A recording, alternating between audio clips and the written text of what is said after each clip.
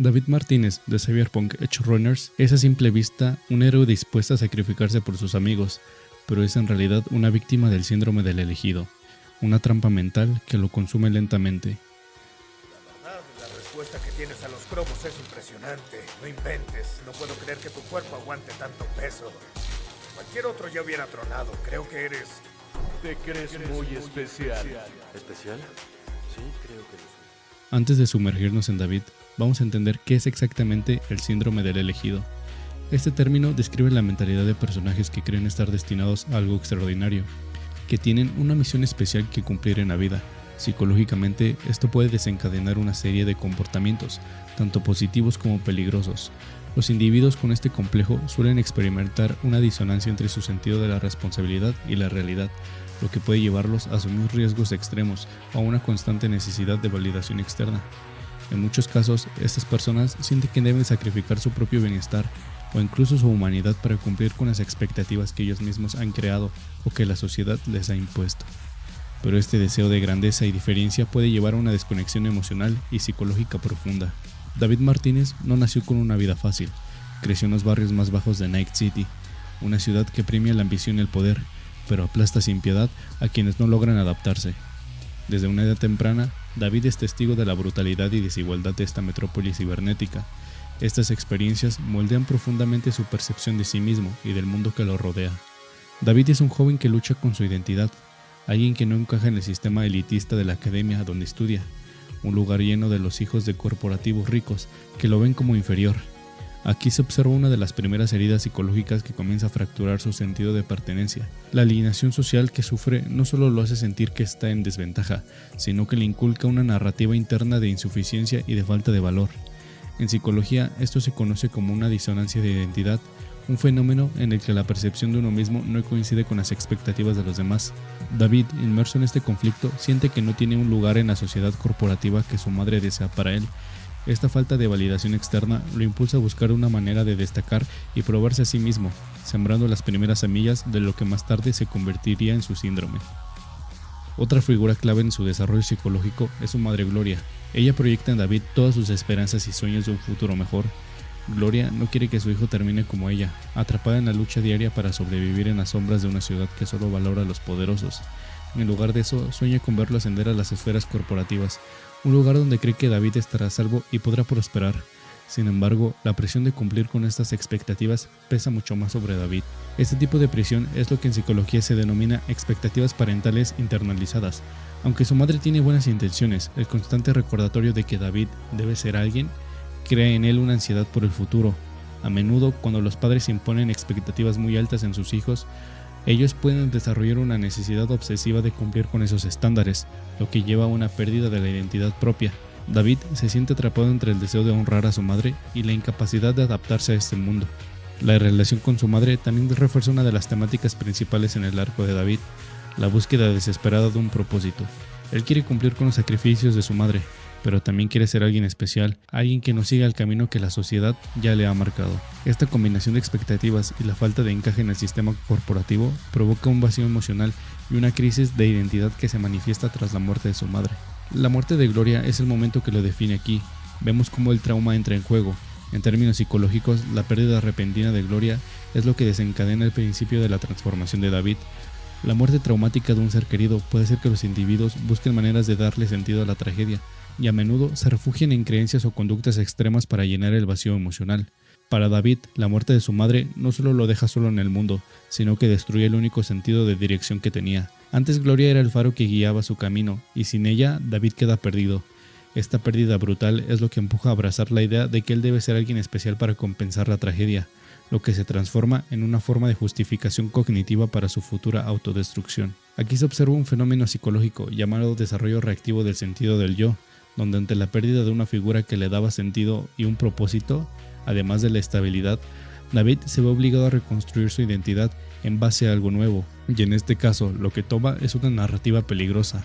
Él no será un simple estudiante corporativo, sino alguien que hará una diferencia radical en el caos de Night City.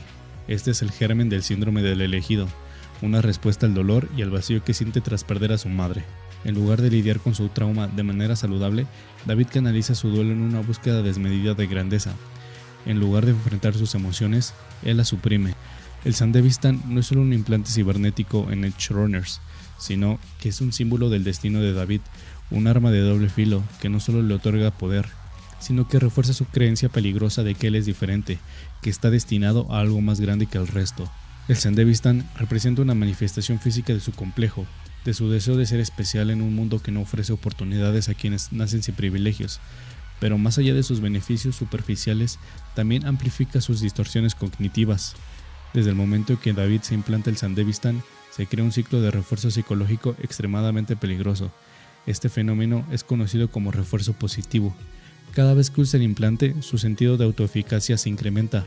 La capacidad de moverse a velocidades sobrehumanas y a enfrentarse a enemigos mucho más poderosos le da la validación inmediata que tanto necesita, alimentando su percepción de que está destinado para algo grandioso, mucho más allá de los límites humanos convencionales. Aquí es importante resaltar un aspecto clave en la psicología. Desde el punto de vista psicológico, el uso repetido del Sandevistan comienza a distorsionar su percepción del peligro. David ya no solo cree que puede manejar el poder, sino que empieza a minimizar los riesgos asociados en su uso. Esto es lo que se conoce como sesgo de invulnerabilidad, un sesgo cognitivo en el que la persona cree que es menos susceptible a los peligros que aquellos a su alrededor. La capacidad de manejar un implante tan poderoso que debería haberlo destruido, la adrenalina y el éxito inmediato alimentan una espiral de autojustificación. Si puedo hacer esto sin sufrir daños inmediatos, entonces soy diferente, soy especial. No me afecta como los demás. Este tipo de pensamiento es sumamente peligroso porque distorsiona su juicio y lo lleva a subestimar las consecuencias a largo plazo. David, como muchas personas que experimentan este tipo de refuerzo constante, comienza a desarrollar lo que podríamos llamar un delirio de grandeza autoimpuesto. Aunque otros le advierten sobre los peligros, él se convence de que puede seguir adelante, que puede cargar con más implantes y soportar los efectos sin consecuencias graves. Lo que en realidad está ocurriendo es un proceso gradual de desconexión de la realidad. Este fenómeno, conocido como disonancia cognitiva, surge cuando las acciones de David contradicen la realidad objetiva, pero su mente busca justificar sus decisiones para mantener su autopercepción. Con cada nuevo implante, el ciclo de refuerzo se intensifica. David empieza a verse a sí mismo no solo como un ser humano mejorado, sino como alguien que está destinado a trascender los límites de lo humano. Psicológicamente, esto encaja dentro de un fenómeno conocido como hipercompensación. Frente a sus inseguridades iniciales, la sensación de no encajar, de no ser lo suficientemente bueno para su madre o la sociedad, David lo usa en los implantes como una forma de sobrecompensar, proyectando una imagen de poder que enmascara sus profundas heridas emocionales. A medida que su cuerpo se vuelve más cibernético, su identidad también cambia. Este es un concepto que se ha discutido en teoría sobre el transhumanismo, donde los individuos que se someten a modificaciones corporales radicales comienzan a experimentar una transformación en su percepción de sí mismos. En el caso de David, la progresiva dependencia del Sandevistan y otros implantes lo desconecta de su humanidad original. Cada vez está más convencido de que no es como los demás, que su cuerpo y mente pueden soportar lo que otros no pueden, lo cual refuerza su síndrome. Pero lo que en realidad está ocurriendo es una erosión en su psique, algo que cada vez será más evidente a lo largo de la serie. Sin embargo, lo más intrigante es cómo David maneja las señales de advertencia. Incluso cuando su propio cuerpo y mente comienzan a mostrar signos de desgaste, su resistencia a admitirlo es un claro ejemplo de la negación psicológica. David no puede aceptar que está siendo afectado por los implantes de la misma manera que Maine, porque admitirlo implicaría destruir la imagen que ha construido en sí mismo. Admitir su fragilidad significaría aceptar que no es diferente, que no es el elegido, que puede desafiar las reglas del mundo de Night City. Este rechazo consciente de las señales de advertencia es una estrategia de defensa psicológica que muchos individuos con trastornos de grandeza utilizan para evitar enfrentar la realidad de su situación. En el caso de David, el Sandevistan se convierte en el centro de su identidad y al mismo tiempo en el origen de su eventual caída. Cada vez que se enfrenta a los efectos secundarios, racionaliza que puede controlarlo, que es más fuerte que otros y que el destino que lo impulsa le permitirá superar cualquier obstáculo. La tragedia aquí radica en cómo el Sandevistan, que inicialmente parecía ser la solución a todos sus problemas, se convierte en su prisión. Lo que comenzó como una herramienta para superar su dolor y darle un propósito, ahora lo está consumiendo desde adentro. Psicológicamente, el Sandevistan es tanto un facilitador de su poder como el símbolo de su creciente alienación de la realidad. Cada uso lo lleva más lejos del David original, del joven que una vez solo quería encontrar su lugar en el mundo. Ahora se ve impulsado por una fantasía de grandeza y poder, que lo aleja cada vez más de su humanidad. En términos psicológicos, lo que vemos aquí es el desarrollo de una obsesión compulsiva con el poder y la autoidentificación con el Sandevistan. El implante, en lugar de ser simplemente una herramienta, se convierte en una parte integral de su psique. Sin el Sandevistan, David siente que perdería todo lo que lo hace especial, incluso cuando sabe que está conduciendo su mente y cuerpo al colapso. La ciberpsicosis, que se manifiesta a través de alucinaciones, paranoia y episodios de ira descontrolada, es el clímax inevitable de la historia de David. En términos psicológicos, la ciberpsicosis puede entenderse como una manifestación extrema de un trastorno disociativo. David, en su intento por trascender sus limitaciones humanas, ha perdido la capacidad de mantener un sentido coherente de la identidad. Esto lo lleva a disociarse de la realidad, interpretando a las personas y eventos a su alrededor de manera errónea y distorsionada. En el clímax de la serie, David ha alcanzado el punto de no retorno. La acumulación de implantes y la ciberpsicosis lo han transformado en una sombra de lo que una vez fue. Ese es el desenlace trágico de su síndrome. En lugar de alcanzar la grandeza que buscaba, David se convierte en el instrumento de su propia destrucción.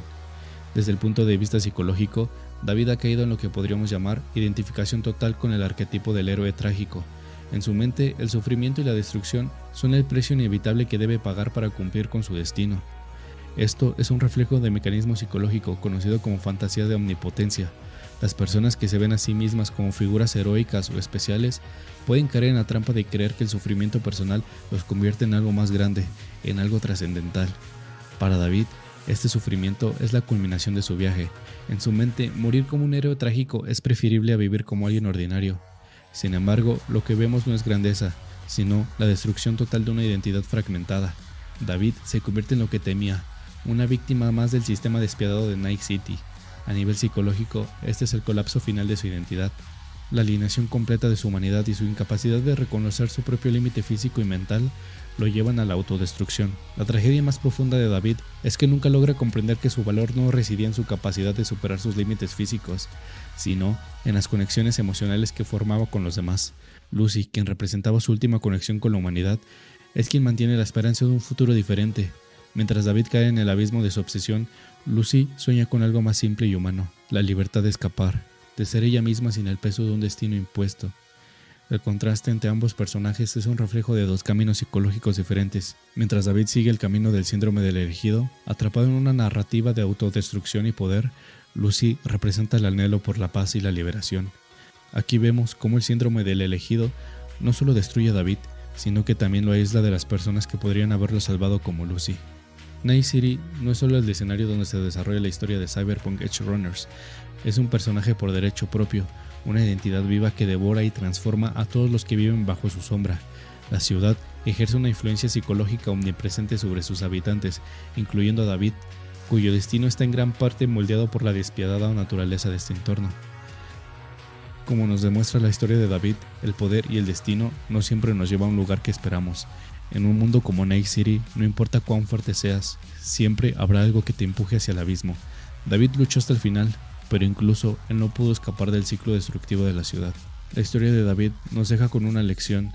No importa cuán grande sea nuestro sueño o cuán fuerte sea nuestra voluntad, a veces el entorno y las circunstancias nos consumen, y en Night City, como ya sabemos, no existen los finales felices.